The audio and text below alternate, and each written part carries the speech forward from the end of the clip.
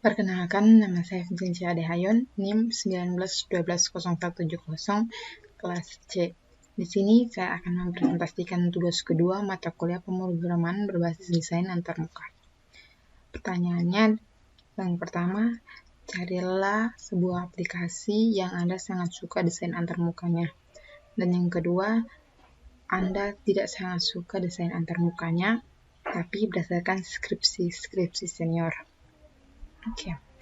Sini yang pertama, aplikasi yang sangat saya suka desain antarmukanya aplikasi Spotify dengan menggunakan 17 prinsip user interface. Kita lihat yang pertama, user compatibility.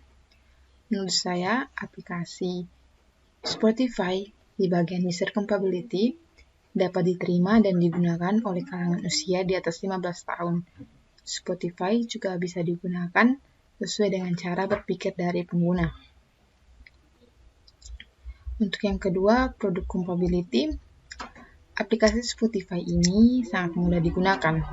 Pemilihan lagu ditampilkan dengan gambar, album yang membuat user dapat menggunakan dengan mudah. Yang ketiga, task compatibility, seperti di product compatibility. Product compatibility, aplikasi ini sangat mudah digunakan. Di tampilan musik yang lagi tren sampai musik negara lain juga tersedia. Yang berikut, workflow compatibility.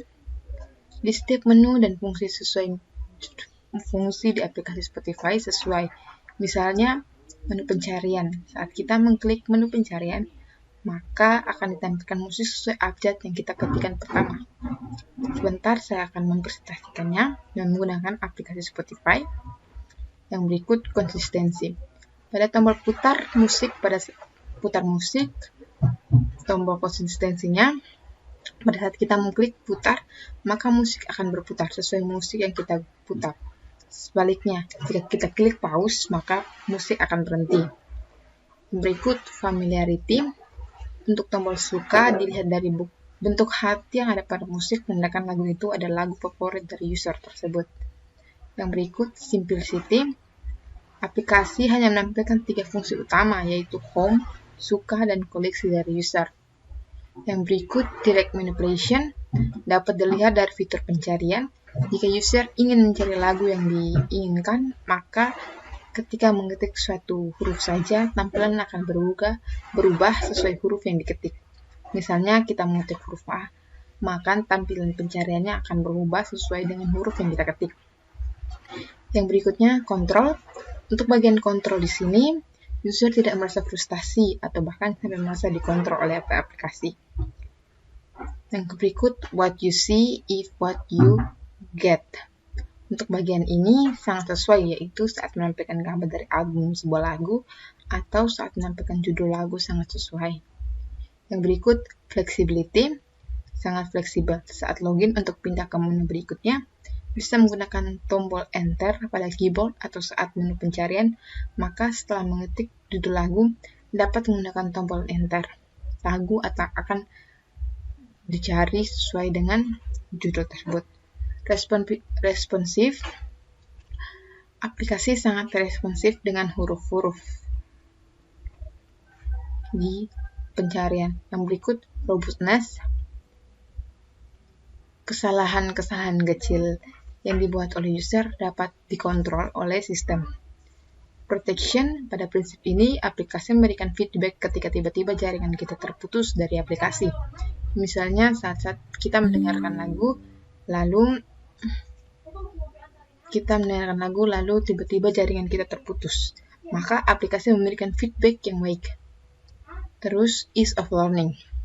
Aplikasi ini sangat mudah dipelajari dengan bantuan icon-icon dan tampilan yang baik. Yang berikut, ease of use. Aplikasi ini dapat digunakan oleh berbagai pihak yang menyukai musik dari berbagai genre, umur, dan negara.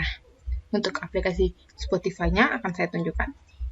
Ini aplikasi Spotify-nya.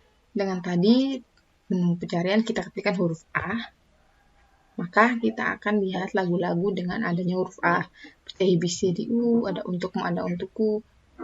Untuk cari kita klik home, maka akan muncul beranda. Untuk playlist, Untuk suka tadi, misalnya kita 50 teratas Indonesia. Untuk suka kita tinggal klik di sini.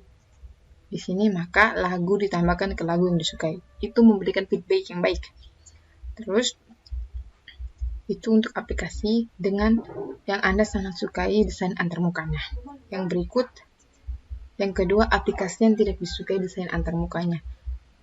Itu aplikasi pengenalan bunyi berbasis website, yaitu dari deskripsi senior. Yang pertama, prinsip user interface. User compatibility, aplikasi yang dibuat untuk pelajaran terkait pengenalan bunyi kepada anak-anak. Jadi, usernya itu anak-anak, bukan orang dewasa ataupun mahasiswa ataupun, tapi usernya di sini dibuat untuk anak-anak. Yang berikut, product compatibility. Untuk compatibility sendiri kurang bagus dilihat dari pemilihan warna, tidak sesuai untuk anak-anak. Lalu text compatibility, untuk aplikasi ini menurut saya user kesulitan karena memiliki banyak button yang akan memudahkan user yang masih anak-anak. Mereka juga menggunakan istilah yang tidak diketahui anak-anak. Lalu workflow compatibility, menurut saya untuk setiap fungsi yang dipakai ditempatkan sesuai fungsinya. Konsistensi, untuk konsistensi sendiri aplikasi ini sudah konsisten. Misalnya kita menekan menu video, maka akan muncul video-video dari alat musik dengan bunyi tersebut. Familiarity, ikon yang digunakan sangat familiar, misalnya pada ikon volume. Yang berikut, simplicity, untuk prinsip ini aplikasi tidak terlalu menunjukkannya. Berikut, what you see, what you get. Untuk prinsip ini menurut saya aplikasi sudah sesuai. Misalnya kita mengklik gambar gendang, maka yang keluar juga bunyi gendang. Yang berikut responsif, aplikasi sudah responsif. Misalnya kita mengklik menu bunyi gitar, maka bunyi gitar juga terdengar. Yang berikut robustness, untuk kesalahan yang dibuat user menurut saya aplikasi masih dapat ditolerir. Yang berikut protection, untuk prinsip ini masih belum digunakan pada aplikasi ini. Yang berikut, ease of learning, aplikasi ini mudah untuk dipelajari orang awam. Ya, karena aplikasi ini dibuat untuk anak-anak. If of use, menurut saya aplikasi ini belum bisa dimasuk dalam prinsip ini, dikarenakan ada beberapa menu seperti indeks yang menampilkan nama alat musik yang sangat banyak dan akan membingungkan user yang masih anak-anak. Oke, di sini saya akan menunjukkan aplikasi tersebut, tapi aplikasinya saya dapat dari deskripsi senior, jadi saya ambil dari keterangan gambarnya. Yang pertama ini, itu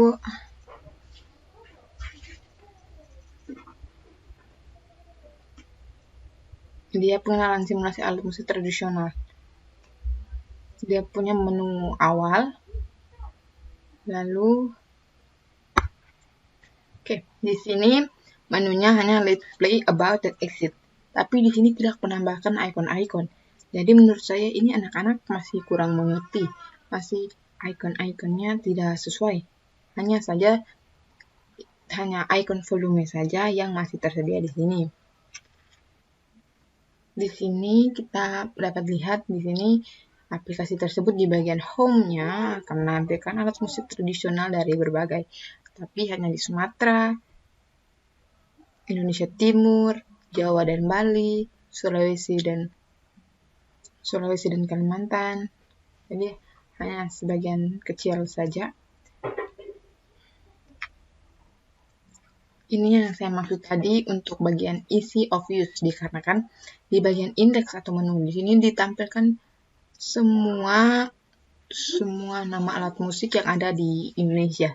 Jadi menurut saya, kenapa tidak mengambilkan gambar saja supaya anak-anak lebih mudah memahami kalau menggunakan nama-nama seperti ini. Menurut saya anak-anak tidak terlalu mudah untuk menggunakannya. Lalu berikut untuk fitur videonya, ini sesuai karena tadi saya jelaskan untuk fitur video anak-anak kalau tidak mengerti bisa menekan tombol video. Jadi itu fitur video digunakan, sangat baik digunakan. Sekian untuk presentasi tugas kedua mata kuliah pemrograman berbasis desain antarmuka. Kesimpulannya, aplikasi mana saja dapat digunakan oleh user capability, oleh user. Tapi kita lihat dulu user capability-nya anak-anak, orang dewasa, ataupun mahasiswa. Jadi setiap aplikasi dapat dipakai oleh semua orang. Sekian dan terima kasih.